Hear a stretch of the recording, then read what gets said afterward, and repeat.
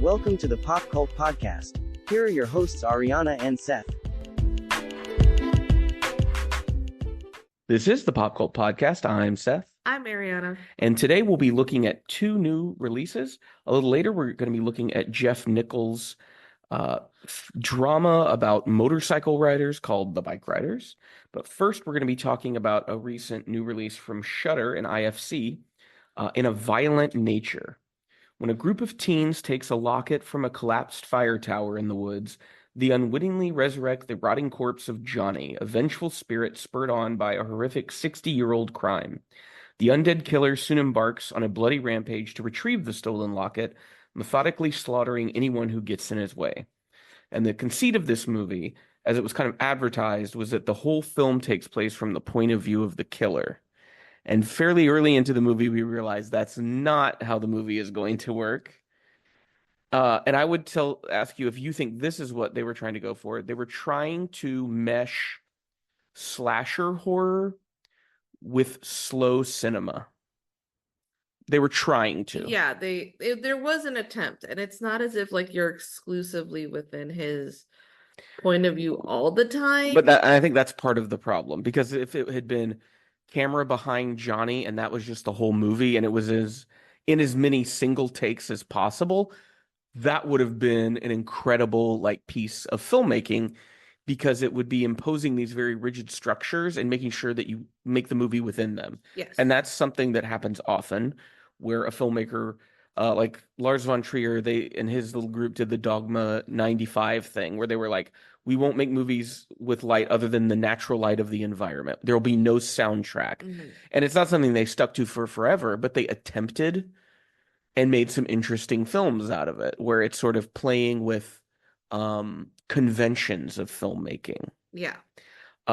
Before we get into details about In a Violent Nature, I think it's good to kind of talk about our relationship with slasher horror, because I am a horror fan, but slasher horror is one of my least favorite genres. I feel about the same way. So when we're thinking about slasher horror, we're thinking of Jason, Freddy, Michael Myers, these things.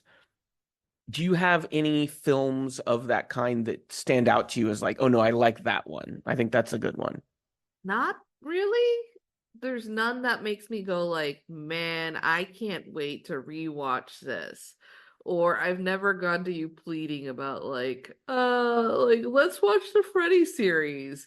Well, at some point we will watch the whole Freddy series. Because like everything we have to watch. It's just, I think as a kid, I remember being afraid of the films when they would show up on television. And then as an adult watching them, they're just kind of boring. I feel like the only one I like is the original Halloween. Yeah, I was going to say, of all of them, that movie actually has a point of view and a style to it. Yeah. And it successfully gets across tone, I think, because it keeps everything so simple. It doesn't try to overcomplicate the film. And then because of that, I kind of dislike anything that's a remake or a sequel of it afterwards. So you didn't enjoy the further, because it was a few Halloweens ago, a few Octobers ago, we watched the entire Halloween series, and I would say every film after the first one is diminishing returns. Yeah, like we didn't watch we watched the last one. We watched all of them, yeah. Yeah, where like it's supposed to be like this love story between like the granddaughter of Laurie and the like new proto Michael Myers, which is on paper, that's an interesting concept, and I think done the right way that would work. It just didn't for that movie. It just felt like they were trying to mash two movies at once and try to make them procreate. And also wrap up the whole series. Yeah. When it comes Evil dies tonight. to the Nightmare on Elm Street movies, I've only ever seen the first two.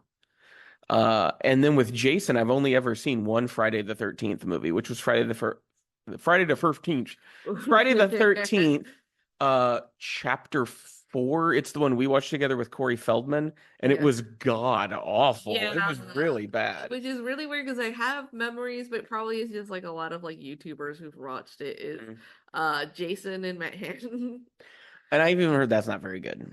I think I've always seen like fragments of them. Like if I was up late enough at college and I was flipping through channels, I might see like a scene. Yeah.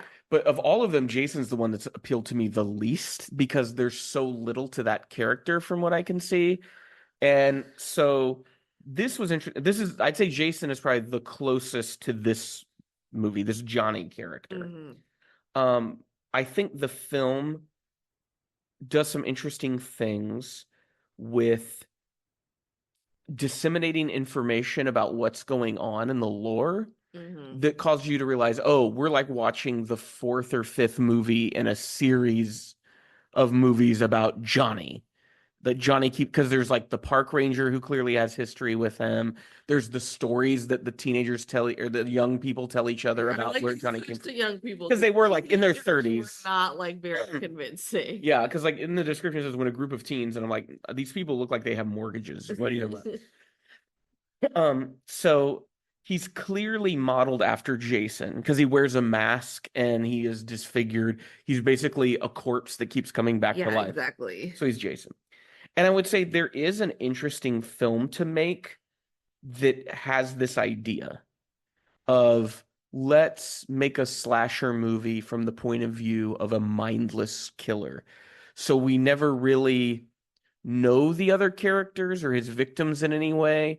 They're just people that cross his path. But how mindless is it? Because I remember while we were watching the film, you you had remarked saying that it didn't feel like it was mindless. It felt like he was truly evil. Well, yeah, and that's where going into the movie, I thought it was going to be a mindless thing. Yeah. But then once you watch the movie, you realize, oh, he is choosing to turn around and go back. Yeah. He is the scene with the park ranger I mean, that was the thing where I had to put my hand up and I couldn't watch it. And I would say the film in terms of gore, it's there. Yeah. And I think one area it does work, and we talked about this while we were watching it, is when I was explaining to you why the violence is so effective. And it's because this is a film where they've stripped away comedy relief, a soundtrack. Any music is diegetic, so it's if he comes across someone and their radio's playing or something. But it strips it away, so it's just Johnny and the woods and the people he comes across. So whenever he does kill someone, most of the time, the camera just kind of lingers on the kill. Yeah. But doesn't editorialize. Now, I do think there are moments where the filmmaker loses confidence in the concept that they had. Like we see where Johnny's walking through the woods near the beginning of the movie before he gets to the farmhouse, and he can hear the ranger and the guy in the farmhouse arguing with each other, right? Yeah. And they start inserting jump cuts, which speed up Johnny's journey. Yeah. And my thing would be if you're trying to do slow cinema, you can't do jump cuts. The point of slow cinema is that the audience sits in the scene as it plays out. And the filmmaker doesn't cut away from where the scene starts to where the scene ends. And it's just sort of you have to be in that scene, and maybe it's excruciating or it causes you to kind of start to focus on other details like the sounds of the forest or the sounds of Johnny's feet. Like snapping twigs or the pattern of his breathing, the wind, or just there's some great shots in this movie. There's a sunset scene where Johnny is walking through a field of flowers. Yeah, and it's a great. beautifully shot scene. There's a good shot of like when he's reaching out for a golden necklace that isn't his, that he assumes it is. And at first it's Johnny's normal hand, and then next time we see it is Johnny's bloodied hand. Well, because he has an encounter with the owner of the house. Yeah. Which I thought was pretty good. And that was one of those where we don't see him commit the murder. It comes right up to the point where he's about to, and then we cut to Johnny's hand back in the house going for the necklace. Yeah. Yeah. And so, like, it is the director, Chris Nash, clearly had some interesting ideas. But I start to think that this might have been, we made a list of interesting ideas, but we never really figured out how to follow through on the initial concept of the movie. Yeah. I think it's kind of a mix of it being they wanted to do something that was interesting and new, but that's something that's very hard to give into, especially with the slasher genre. There's nothing really new to apply to it. Well, I think what they were doing was they were trying to boil it down to its most like core elements. Like, what is a slasher without all of this extra stuff? But even then, like I said, they're still using editing techniques to speed things up, to get us Mhm. there, to get us and Johnny to point B faster. Yeah, it's almost you want to even almost like have the slow creep of him coming out from the earth because I felt like he moved a little bit too quickly for my taste now that we're talking about it just being a slow thing. It's almost as if you wanted them to go like, "Hey, watch It Follows," when it Yeah. comes to that feeling of like it Slow creeping in the pursuit. background. Yeah. Uh, the filmmakers said that they studied lots of accounts of wild animal attacks, especially bear attacks. Mhm. And I wish they had kind of leaned into that more because we were talking a little bit earlier about how Johnny does make choices of Yeah. who he's going to kill and who he's not. But I think having him behave like a bear would be more interesting because it would be he might be headed towards one point, but then get distracted by the smell or noise of some other point. Yeah. And it would be where he's not killing anybody with malice. He's just, I'm hungry. You were in my way. You threatened me. Yeah. And there's no, I would think it would be more interesting if there was no intent behind it, because that in a way would make it scarier because you're not dealing with something that's thinking about how much it hates you. Yeah. It's just, you look like you were going to hurt me, so I had to kill you first. Yeah, and I think it's also it just the story felt a little convoluted that, was it that his Johnny's dad owned like the area and like was like fucking people over money wise and that like Johnny was playing with a toy car that was broken by one of the guys. It was just a Well, little that's what I was saying before. I like that part of it where the lore is delivered in non-linear way, Mhm. where you're hearing about events that weren't the initial events first, because the person who's relating that didn't know about the initial events. They just heard about, hey, a few years back there were some campers here and they got murdered. And then later you find out something a little bit more. Uh, but I think it's one of those where like the lore doesn't matter. It needs to be there because it's a trope of the genre. But if they had made this more about like a force of nature, Yeah, I think the thing is like because you enter that lore, we have this moment which I think would be called spoilers if but well, here's the thing. We don't even know if the lore is true. And that's yeah. part of it is people have made up stories to explain Johnny, possibly. But no one really knows because no one that's still alive was at that initial Well, moment. yeah, that's the thing. Like it's these stories that you don't like you would indicate, okay, is that must be true because of things that we see Johnny do. But I feel like it would have been more interesting if maybe the stories happen to be wrong to some cases because it's like this confusing thing that when they refer to Johnny, they're referring to a child, but this is a man's Well, body. right there, by you saying that, doesn't that mean that some of these stories are wrong? Yeah. And the thing is, the film's intent is not to sort out the lore of Johnny. Yeah. Because that's where I have to come back to what was the film's intent? The film's intent was to present the slasher narrative in a stripped down manner, Yeah. and everything else is unimportant. So to me, it's how well did they deliver the presentation? And I think at the beginning, I was more hyped about it because I was like, okay, this is going to be interesting to see how this plays out. But the minute they cut away from Johnny to this group of young people that are at a cabin, and all of a sudden we're with them and Johnny's not there, then I was like, well, then this is just becoming like any other Friday the 13th movie then. Like you've lost the entire Yeah, because premise. I almost wish that the conversations that we had heard were more within the distance as we saw afterwards, like after the fire scene, right? There's like they're having like that whole like thing where they're sitting around the fire. When they take a picture together, yeah. Yes. And it's supposed to be like, oh, we saw something creepy that's the Well, scene that we never see, like afterwards. well, and I liked that part where it was Johnny's walking around the outside of the house and you hear people talking on the porch or through an open window that they saw someone in the photo, but they're like mid conversation.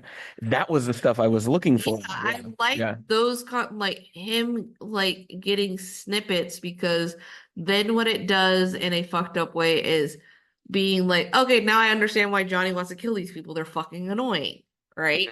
instead they're just kind of like, no, we need to give hints about like a jealousy that's happening between these two people and Well, how but I would push back on you and say that's a trope of the yeah. genre, but being presented in a different way. We typically see those interpersonal relationships from the point of view of those characters, and the moments when it's just Johnny walking in on a conversation is subverting that trope, where Yeah. they're going, no one cares what the relationship is between these people, right? Yeah. You're here because you want to see disgusting things. Yeah, I kind of wish it was more again from his perspective of him seeing it. Like I like the fact that like there's a couple that's fighting and he sees them like outside, like in the from the windows watching, but we don't get the whole fight because he moves over to another group, Well, it's like like another part of the group. the filmmaker just didn't seem to feel confident in the stripped down Like tropes approach. it's as if like they're worried about boring their audience, which is sort of like, but the anticipation is supposed to be the fun part. Well, and Or there's moments of great tension, like you were talking about the campfire scene, yeah. because and the way it's cut does help, where we see Johnny deep in the woods and he sees a light in the distance, and we hear voices, and eventually we realize, oh, those are people around a campfire, and then it cuts to the people around the campfire, and it is leaving the following Johnny gimmick, but the tension works because now we as the audience are aware of something they're not. Johnny is somewhere out there in the darkness, and we Yeah. can't even see him. We don't see him even when they take the photo. And I like that we never even see that photo. Yeah. So we have to imagine what exactly did they see? How much did they see in the photo of this person? Um, the I think the film needed to be far more refined, and that if they had, and the thing is, I can imagine this film more refined and more honing in on this concept. And it really would have been like a masterwork of the horror genre, I think, because it really would have taken the Jason narrative and stripped it down to its barest bones. Of now we see the perspective of the only recurring character in these film series, which is the murderer. Yeah. And we understand the world a little bit from his point of view, even though it's a completely twisted, fucked up point of view. Yeah. You're like, oh, I kind of see what he sees. But that gets lost. Yeah. Um, I almost wish now that we're talking about that we had a scene where, they take the final people over to the hospital and that like it's supposed to be like we watch him walk through the wilderness into these back alleyways going into a hospital kind of thing.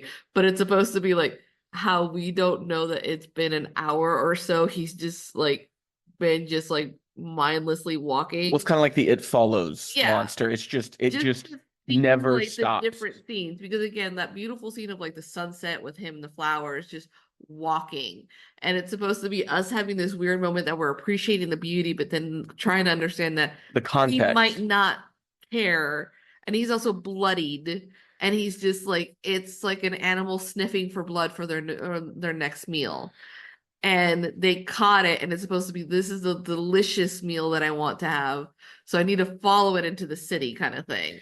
Uh, I was thinking if you had someone who looked a little bit closer at the work of directors like Gus Van Sant or Terrence Malick, and that had been referenced, Yeah. just that like because we keep talking about the Field of Flowers scene. That scene comes the closest to like a Terrence Malick shot. Yeah. And I was like, more of that, please. I want Yeah. you to like put me in a position where I'm very conflicted with the beauty and the horror that are simultaneously happening. Because there's some pretty good shots that are essentially like paintings. So why don't you take it even further to that point where you make the viewer confused as to should they appreciate this despite the fact that this is a mindless killing entity. Um, how did you feel about the ending sequence?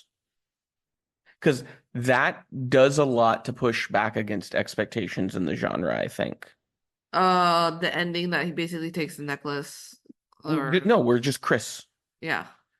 How we switch from his perspective when we follow the final girl. It just it wasn't that impressive. Like I didn't bring me anything. I think I liked it just because It was an unexpected way of wrapping the movie up, Yeah. and it kept pulling that thread of tension because they drive for so far, for so long that you're like, well, they have to be safe. Yeah. And from all logical perspective, they are safe. But the way like the camera at the very end, it shows Chris's face and then it cuts to that like slow zoom on the woods. Yeah. You're anticipating seeing Johnny come out of the woods. He never does. Yeah. And so in a way it puts you in the shoes of her now. Now we're in the perspective of the final girl in a way Did that's she stripped make the down. right choice? Because she watches all her friends die. Yeah, and it's also like the way that she ends up leaving the woods compared to everyone else. Yeah. And the conversation she has with the woman that picks her up, I thought was an interesting back and forth. Yeah, the woman was just like talking about like some wild, mundane like stuff to some point, and then like some weird stuff. Like she just kept talking. Well, it was that woman's perspective was she wanted Chris to be talking back because she could tell Chris was in some kind of like severe state of shock. Yeah. So it was just trying to get her to talk. Yeah. But I think it was interesting when Chris is asked what happened, she just says, I think it was a wild animal. And I think that's interesting that she wouldn't say what happened. Because like she doesn't want anyone to go back looking. Or she doesn't even fully understand what it was, right? Like, yeah. From her point of view, this happened out of nowhere. Well, it's also the other person that would have believed her was dead. Yeah. Like when it comes to, that, I don't want to end up, but it's like. And then like the necklace is returned, but even earlier when they're talking about returning the necklace, the park ranger tells them, well, it's not that easy. And it ends with like they give him the necklace, but they don't do anything else. Because there's that shot of what was it, the gas canister where she hung it up and the axe. Empty. And you're like, what does that mean? It's also like very fucked up that you put the necklace around a gas canister that you know it's full. Like it's almost like you're inviting him to burn the place down. But yeah, is the gas canister empty at the end, or does it have? No, it still has fuel in it. Okay, so like the implication would be that Johnny's still out there then, right? Like yeah. In thinking about the slasher genre, it certainly has lost its popularity in the last few years, I think.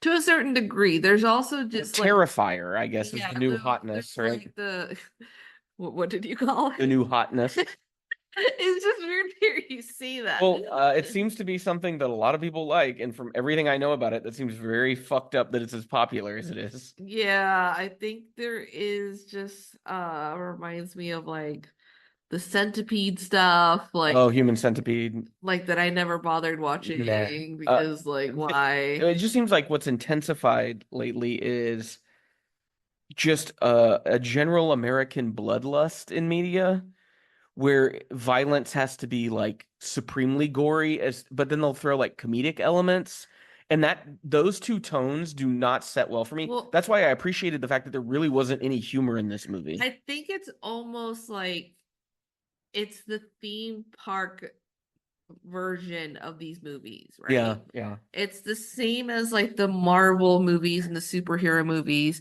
Like it has to be constantly grabbing your attention. Go, go, go, go, the go. Stakes are constantly being diminished. Yeah. Because we don't want you to feel bad.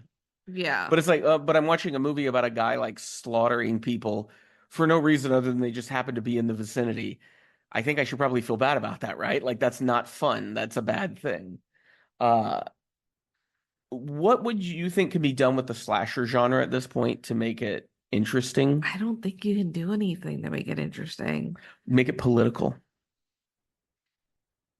Now, you'd have to be someone who's very skilled, because you could make the slasher genre political and it'd be a complete, like, boring, I feel like thing. that's gonna have to be like someone who's like close to a John Carpenter kind of thing, because I feel like The Purge was the political version of I guess kind of, yeah. But it's not like an actual like. Because I'm thinking of like the singular slasher movie. Yeah. I think It Follows is probably one of the more interesting routes to go. Which makes me interested to see They Follow, the sequel that'll be coming out, I think, next year. and just what do you do with that concept now to refresh it and make it interesting. Um, I think Silence of the Lambs kind of did a shift back in the 90s. But that's more of a thriller, psychological kind of thing. Yeah, yeah. But I think these two things, that may be where the bridge is, right? We have to pair the slasher with the sort of investigative Yeah. movie. Because we've seen like cops in slasher movies, but I've never really seen it like the investigation of the slasher pulled off in a way that was like interesting. Anytime someone was investigating, they always felt like this superfluous thing, and it was just another character to get killed. Hmm. Even going all the way back to like Psycho, the private eye that they hire. I think Martin Balsam plays him, to go and investigate what happened to Marion. He's just kind of there to be a victim of Yeah. Norman Bates. That's essentially it. But yeah, and it's where is the line between the slasher film and the serial killer film? Yeah. I think it just has to do with the amount of gore and the amount of also the fact that like with the slasher character, it's always like they're impossible to kill. I think the surreality Yeah. is the more surreal the movie is, the more it becomes a slasher film, and the more grounded it is, the more it's like an investigative serial killer movie. Yeah. Because I was thinking of the Scream movies as being that thing that's kind of between. It has the Yeah. surreality of a slasher movie, but then it's also trying to be kind of grounded in some sort of investigation of a whodunit. Yeah, it's that mix of it, just like the whole surreality of it is just like people keep picking up this like It's absurd at this point. like this whatever Ghost face the mask. ghost face mask, not wanting to be original for whatever reason, always going for the same victims over and over again for whatever reason, and then like, oh, the final girl continues to be the final girl for whatever reason. I think for the slasher genre, I don't know where you would go with it, but I feel like you have to do something completely out of left field, completely unexpected. Because I was gonna say like even sci-fi, but the Alien movies are essentially space slashers. Yeah. Any Predator is kind of that too. Uh, we've already kind of gotten the historical thing with the Prey movie. Yeah. So if you just do that, it's kind of mimicking that movie. Yeah, I don't really. I think David Gordon Green was onto some interesting ideas in his Halloween trilogy. He just wasn't good enough to pull them off, where he was kind of taking the sort of the tone and atmosphere of America at the moment and how scary it is and trying to like mesh the slasher thing with it. He certainly did not pull it off. No, because I feel like it would just wasn't thoughtful enough, and it just was like, It was too dumb. yeah, and But there's something in that idea. I think the thing is like ultimately the only way that you can actually do it in a clever way would be in writing. Maybe, yeah. And like the movie genre itself, maybe it should just lie low for a little bit. Like, Well, I would say we're talking about writing. Laird Barron's last short story collection, which I think is no, it's not a decade. It was maybe 2017. uh-huh. Swift to Chase. A lot of the stories are interconnected, and he does attempt this kind of weird mashup with like cosmic horror and the slasher genre and like conspiracy theory stuff, Yeah. so that like the slasher is possibly like a result of MK Ultra or something. So this like emotionless killer kind of thing, the product of like experimentation. And I think that's an interesting route to go with that idea, where you can kind of politicize it and put the slasher in the context of, have you noticed how so many more people have become murderous and dependent on guns? Yeah. And I mean, I guess maybe that's like The Purge too. It's a world of slashers, right? Where everybody's a slasher. But yeah, it's a genre that I don't know if it will survive for much longer. It very much seems a product of the late 70s and 80s. Yeah, and what's probably gonna happen is like there's gonna be like like some B-list movies, and then with most likely within 5 years, someone's gonna make another slasher movie that's kind of good, and then boom, it's back up again. Yay!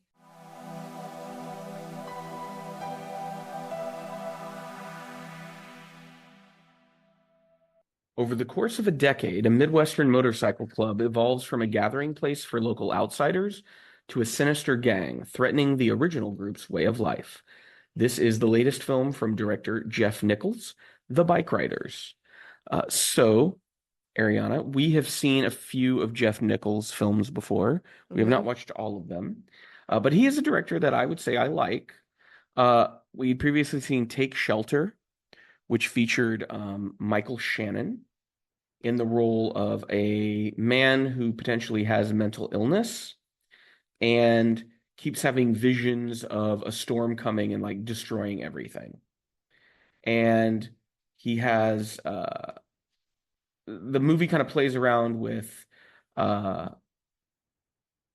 point of view because we're seeing everything from his point of view, so we're not really sure what's real and what's not. And then Jessica Chastain co-starred as his wife. And then the other film of his that we watched was his last feature film, which came out in 2016. So it's been 7 years. And that was Midnight Special, which again featured Michael Shannon and Joel Edgerton, where they have escaped from a cult. And they've taken this little boy that I think is Michael Shannon's son. I forget which man's son it is. And it's clear that this boy has powers and abilities. So it felt very much like kind of an early Spielberg Close Encounters kind of thing. And Kirsten Dunst is in that, as well as Adam Driver as a federal agent who's after them. So no recollection of that movie. I remember it. I really liked that movie. There were a lot of mixed feelings about it at the time when it came out. I think you weren't paying much attention when I watched it. So we get to the Bikeriders. As I said off mic, this is going to be an Ariana hater episode. But remember, the films she comes into the podcast hating, I sometimes can convince her and turn her around. I don't know about this one. I think I can. Did you even like it that much? I thought it was pretty good. Yeah. Okay. I think part of it is expectation. Yeah. We're going to talk about that. I think this film, for me, helped give some context and humanity to the 1960s, 70s biker scene, which before I just kind of saw as kind of a cartoonish thing, like a dumb thing. This gave more insight into kind of the people that were involved and why they might have gotten involved. And it's not necessarily like I agree with them, but it helped me understand them a lot more. And also how it changed over time. So it didn't start as something that was necessarily bad, but became something bad, right? And before we get into that, let's just kind of talk about the performances, because it's a film that rests on 3 core performances here. So the first one I want to talk about is Tom Hardy as Johnny, the second Johnny in this episode. And this Johnny is not a mindless killer. This Johnny is a regular guy who has a wife and kids and sees he's watching a Marlon Brando movie, I think The Wild Ones, and decides that's what he wants to do. He wants to be that. What did you think of Tom Hardy's performance in this movie? I thought he gave a good performance. There was no complaints about his performance. I like the fact that when you find out that, oh, it's this movie that influenced him to make this club, it also turns out the influence of his voice when you think about it. Yeah. And just the dude wanting to hang out with other dudes on their motorcycles kind of thing. And I think because Johnny is the one who sort of starts the Vandals, which is the club, I did feel like a lot of empathy for that character, because I was like, oh, he's kind of lonely. He has a full-time job. Yeah. Do we ever know what his job is? I don't recall any details. No, we don't. I don't know what his job is. He has a job. He's married. He has 2 daughters. And so this is kind of a thing he does on the weekends or in the evenings. And I think by the time you get to the end of the movie, he's devoting more of his time to this than he is his own family. Yeah. But he refers to the Vandals as a family. So I think there's something going on there about dissatisfaction with the family he was told that he had to have. Yeah, there's also probably dissatisfaction of like the male life. Yeah, of what people think he's supposed to do. Yeah. I will be now referring to all men as the male. The male. But I think there are people I've seen talking about his voice and them not getting it and it being weird. But to me, I think a lot of this film is harkening back to that method acting era, that Stella Adler era where you had Marlon Brando, James Dean, like these actors who it was a style of acting. Yeah. And it's not a style of acting that's very prevalent anymore in the way it was back then. And I think they're trying, because of the time period, to make it feel like that. I think it's also, if we're going to talk about a man who is suddenly wrapping himself in masculinity in ways that could be toxic or non-toxic, you have to give him at least something a little bit that you think other people are going to make fun of him for, but they don't do in this film. When And Mhm. that could be his voice. Yeah. And it's his role as the leader of the Vandals is an interesting one because as the gang is slowly turning into something that he didn't intend it to be, he really doesn't take the steps necessary to get control of it again. Like he almost resigns himself to the fact that he can't control it. And that goes back to the beginning where they talked about the rules, how it was supposed to be there's no rules. It was supposed to be very libertarian. But Johnny realizes as he sees certain things happening, we kind of need to have a structure, but he's also hesitant to impose his will too much because he's like, well, then I won't be cool if I do that. It's this thing that I like that Kathy points out.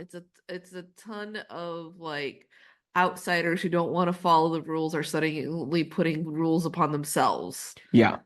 And the men not understanding that, well, the reason you're putting rules upon yourself is you don't want to be an animal. You don't want to live like a wild animal. So like you do have to kind of have rules of, well, how do we treat each other then if I'm not just going to like kill you if I want to take something you have. Uh, so then we go to the second male lead of the movie, your personal favorite actor, Austin Butler as Benny. I don't know what it is about him that he has not won me over. It's just So you've seen him in Elvis. Yeah. And this, is that it? Dune. Oh, it's Fayed El Rautha. Which you really liked him in that. I thought he was very good in that role. He made that role I mean, my point of reference was fucking Sting. So like who wasn't very good. But yeah, I think he was good in this movie because I think he's playing the character that he's supposed to play, right? If Tom Hardy is the Marlon Brando, Austin Butler is the James Dean. He's the quiet rebel. Yeah. Who like all the people, like I'm not going to say women, all the people are attracted to, because there's a very easy argument to make that Johnny is attracted to Benny. That he has feelings for him. Yeah. But I think Austin Butler is the perfect actor to play this role, which may mean that he's being typecast. Because it's supposed to be an empty role. No, but it's you're such a hater. It's once again, this is harkening back to a type of movie and a type of actor, right? Yeah. And if James Dean was silent, but he was also a very like sensitive actor in the way he played his role. So he was sort of the guy you'd be scared of, but then he'd have these moments where he would like break down and weep. And it would kind of play with your expectations of that. And I think that's what attracts Johnny to Benny, is that Benny is completely comfortable with his masculinity. He just is who he is. And Johnny isn't, because Johnny is modeling himself after a media portrayal he's seen of this. And we never really understand where Benny came from, right? We don't really get like much backstory. I get this feeling that like Benny isn't really. He just kind of showed up one day. Yeah, and Benny isn't one to show his emotions. I think it's about like Kathy says that the reason that Johnny likes Benny is because Benny doesn't give a shit. Well, no, but you say he doesn't show his emotions, but near the end of the movie, he certainly shows his emotions. Yeah, towards Kathy. Well, and like there's scenes where he cries and he breaks down. And so I think for what that role is, I think Austin Butler plays it as good as it could be. As you dismissive. I'm not dismissing. It's just I don't know what it is about him that hasn't won me over. I'm not saying you're wrong. I just don't feel it yet. You're It's racist okay, against no. Austins. That's what You it is. we had this argument about how you have this weird thing about Zendaya, and I'm like, I think she's doing great. Maybe this is what's going on. Weird thing about Zendaya, what you mean is I just can't see Zendaya as like an adult actor. I still see Yeah. her as a kid actor. And so is that you still see Austin Butler as a I kid? just think he's a pretty boy. Yes, and this Benny is a pretty boy. The character is a pretty boy. That's like the point of the I get movie. it, but it's just I don't see him like in a That's serious like going, actor. yeah, I don't really like this Indiana Jones character. He's kind of like a gruff guy who makes kind of cynical little remarks. And it's like, yeah, that's like the character trope that he's playing. So what you're asking for a different movie and a different character. Let's continue. Uh-huh. That's what we call somebody raised the white flag. They were defeated. Um, Jodie Comer as Kathy. I would say of the three actors here, if you're gonna not necessarily the main character, but the character with the most lines Yeah. is Jodie Comer. What did you think of her performance as Kathy? This is a hard one because I think it's like the accent, she does it so well, but it's so distracting at times. And but you're also sort of like, this is the type of girl or woman, Well, it's like just outside of Chicago. it makes sense. It's just I don't. What do you think? Because I'm still. I thought for an actress, like I don't think I've ever seen Jodie Comer in You've seen her anything. in multiple things. Because you She watch a lot of shit. I've never seen her, yeah, in anything that I'm aware of.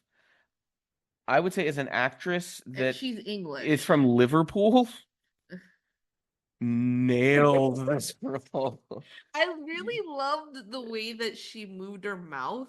Like she truly studied a lot of people from the Chicagoland area. Yeah, because like Because if you think about The Bear and you think about American Shameless, which are what's both supposed to be set in Chicago, and they some of the times the actors get it right, some don't.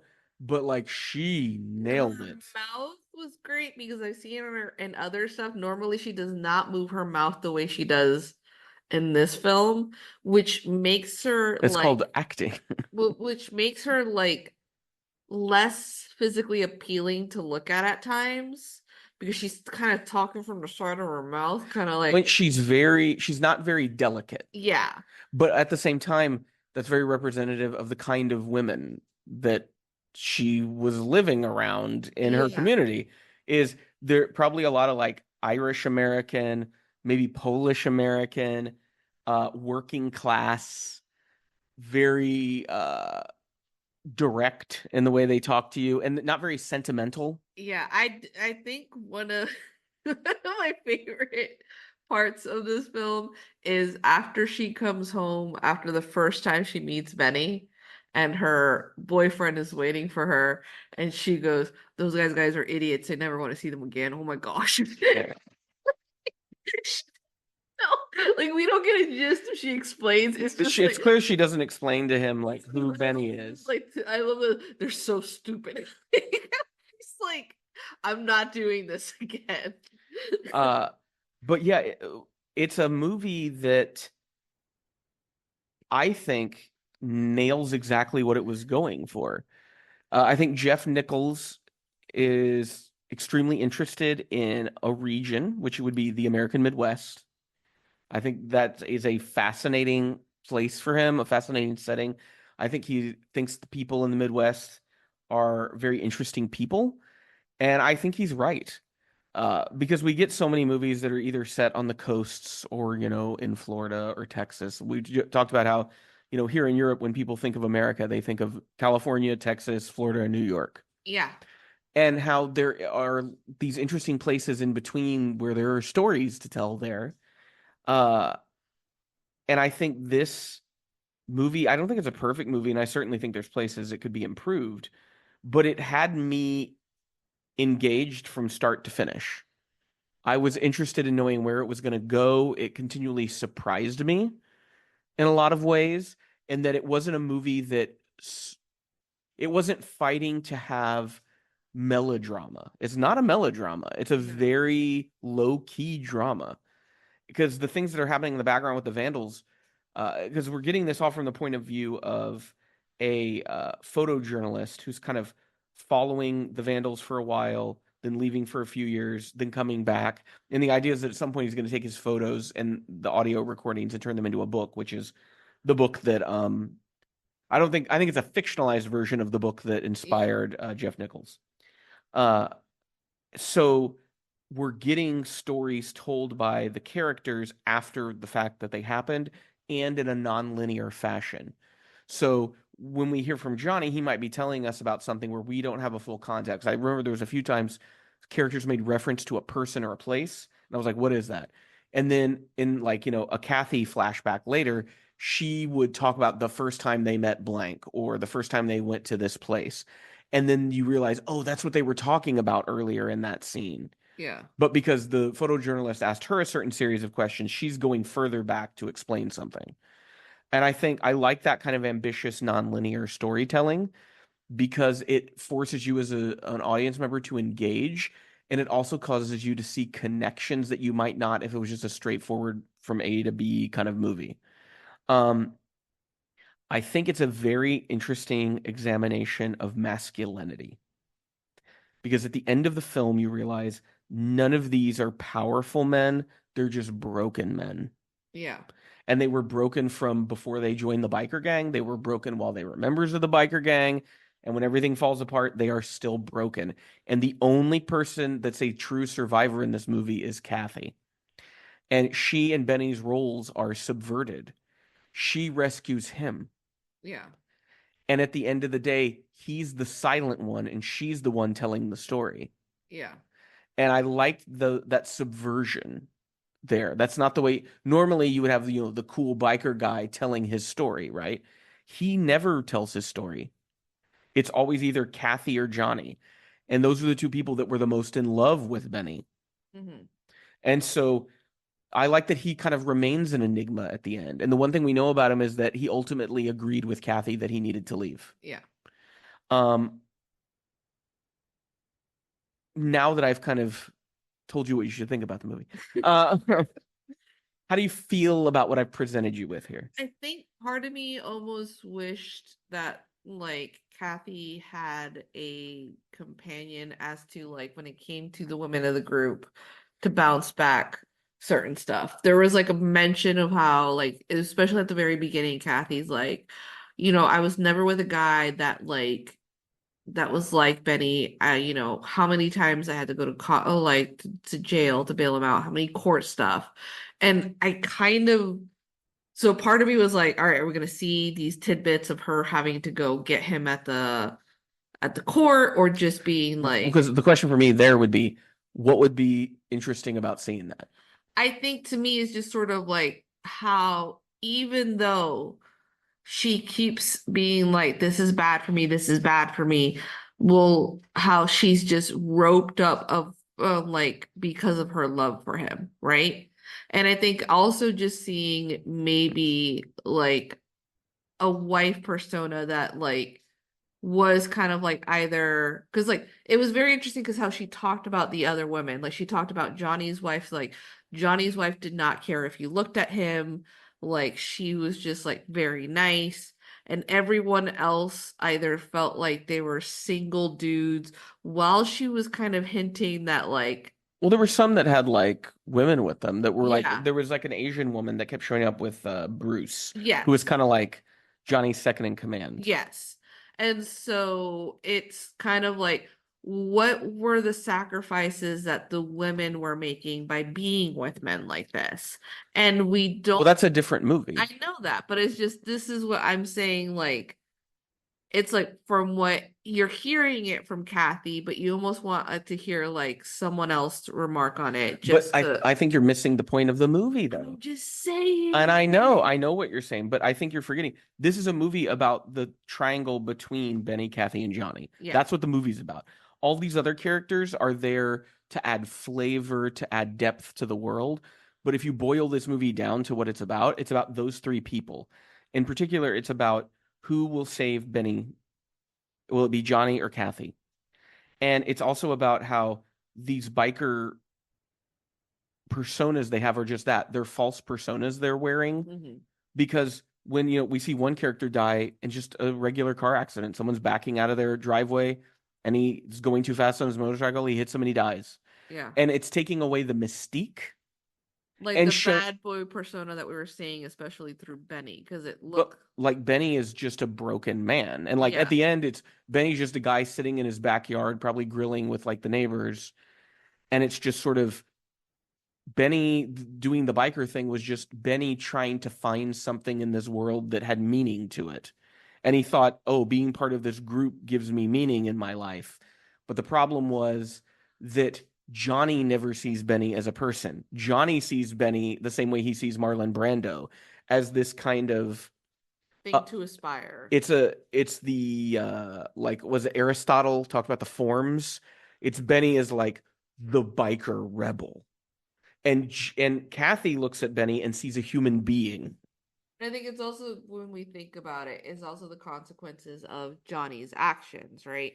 Johnny starts this gang to be a tough guy. And when real tough guys show But up, when real tough guys show up, he doesn't know how to control them anymore. So they're no longer playing pretend. This is what they are. And he can't. and so Johnny is faced with a choice. Either become this criminal scum or you have to leave. And we even see with I forget what the character's name was. He had a very memorable name. He was the one that cockroach because he ate bugs. Cockroach's arc, I think, is really important to understanding the bike riders. Yeah. Because we see when he's talking about just giving up his colors, as they call it, and walking away, the new guys don't want to let him do that. And we know the real purpose is he's seen things and maybe he's going to go to the police or the police are going to come to him Well, and he's he's going to also say becoming something. a cop. He's like, well, Yeah. then you're a traitor. And so the cockroach is showing us and showing Johnny, here's what happens to people that are pushing against the vandals now. Here's how little control you have left of the gang because it was a bike riding club that you started. The club you started is now a gang. Yeah. And to me it reads as it's very much a mid-century Midwestern tragedy is what you would see it as. And in some ways it's very Shakespearean, the structure of it, because it's about these very like archetypal characters revealing their vulnerabilities and being destroyed in the process of the story. Think about it, like how fucked up it is that Johnny wants to give Benny the title because he's like, I can't control these guys. You can. But he has other lieutenants. But it's like it's also a disregard towards Benny as a human being. You're not asking Benny, do you want to take charge of all these criminals because you're a criminal, right? But it's also sort of like Benny's crimes is running through the street, ignoring stoplights and ignoring the police, not raping women and selling drugs and killing people. Yeah, like the new members do. And so it is about this desire of men, because what I saw were a lot of parallels with contemporary things. Aimless white working class or poor men, deprived of community, settling for toxic, destructive ones. Because they're so desperate to connect with someone, to be a part of some group, to have some meaning. And this is the first thing that comes along, and they're like, we'll do it. It's like the Proud Boys, right? It's about these fucking patriot morons. Like thing of like they start off with this attitude of boys will be boys until it goes way too far and they don't know what to do with it. Yeah. And that's why to me the most important character in the movie ends up being Kathy, because she's the only feminine voice in the movie. And she sees them in a light that none of them can see themselves in. So that's why the fact that she has so much to say in the movie compared to everyone else is very informative. And when you talk about, oh, it'd be interesting for her to have a female character to bounce off of, that's a different movie. That's a movie about the bike riders' wives. That's not this movie. It would also more be like the movie of what happens with the like with the people that took over afterwards. Well, and I could even see like, oh yeah, that could be a movie about, the aftermath of something like this, and the wives of these men after these men have all ended up in prison or dead, and them trying to like figure out what to do next. But that's not what the bike riders Benny is. was different because Benny was the one actually going to jail for stuff. He actually was living it. Yeah, and everyone else was playing pretend. And Benny, because he was really living it, realized, and Kathy realized, you have to stop. You have to get out. And Johnny never really understood where the line between the fantasy and the reality was. And that's why he ends up where he ends up in this movie, is because he can't ever know when to stop. He can't ever know when he's up against something that's far too dangerous. And then we have things like the subplot with the kid, which I thought was very interesting, that's going on in the background of this teenage kid who's inspired by the Vandals and other biker gangs. And without giving away spoilers, just how that subplot works its way back into the main plot. Yeah. I found so interesting because once again, it was another instance of Johnny not understanding the implications of the choices that he was making. Yeah. That he was perpetuating a false image of masculinity that was poisoning people he didn't even know. And when you think of someone like a Kyle Rittenhouse, right? Yeah. You see that in someone like the kid, right? He sees a media image of what a man's supposed to be, and a man's supposed to be violent and take charge. And he's like, yeah, I'm going to do that too. And then before you know it, he's like completely in over his head, committing like horrific crimes. So I would say I think this is a good movie. It's certainly needed. I think there's, with all of Jeff Nichols' movies, they're always good, but I always feel like there's just something else that they needed another something to it. I would say Midnight Special and Take Shelter are better than this because they're closer to being that movie that evokes the tone of like the 70s and the 80s, because I get a sense that's an aesthetic that Nichols is going for. Yeah. And I think those movies nail that tone better. This movie isn't horrible, but I just don't think it aesthetically and tonally was there quite yet. Would you recommend The Bikeriders to our audience? I mean, if you want to see some really good acting, especially like from Funny voices. Jodie Comer. go for it. Yeah, I would say The Bikeriders is clearly inspired by Goodfellas, like heavily inspired by Goodfellas, maybe to the point of almost like it's a little much, but it wasn't too much that it turned me off. Yeah, it wasn't enough. I mean, it didn't take all the good stuff from Goodfellas and really amped it up. But just kind of presentation. Yeah. It's being told after the fact by people that were there. But yeah, I would say The Bikeriders is definitely worth your time.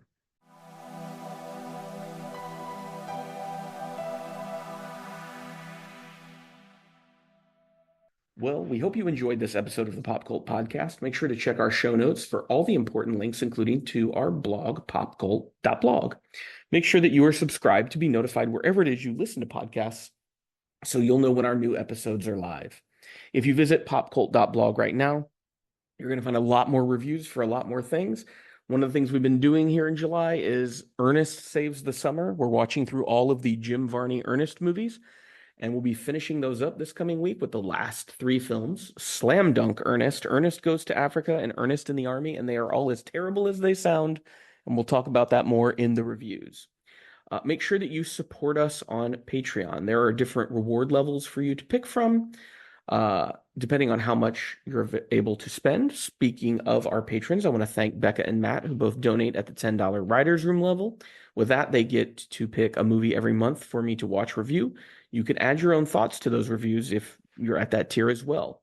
No matter what tier you contribute at, you will get to have access to patron-exclusive podcasts. We're going to be kicking off a new series this coming weekend, which will be Love at First Laugh. I asked Ariana what kind of genre she wanted to focus the podcast on, and she said romantic comedy. I had to stagger myself as I felt my heart give out. But then I came up with a list of 6 movies that I think I can watch and I won't have suicidal ideation after. So that will begin. She's giving me the finger over to the side. This is for those who are hard of hearing, even though this is an audio podcast. I'm letting you know. I don't know. You know the way, like how they'll do the captions where they'll describe what's happening, like whatever. I'd say Ariana is giving the finger to Seth. Meanwhile, next week on our podcast, we will be reviewing the Léa Seydoux movie, The Beast, which I've heard lots of different things about, and be reviewing the next installment of a franchise I'm not really sure why it's still around anymore, Kingdom of the Planet of the Apes. Well, until next time, you keep listening, we'll keep watching.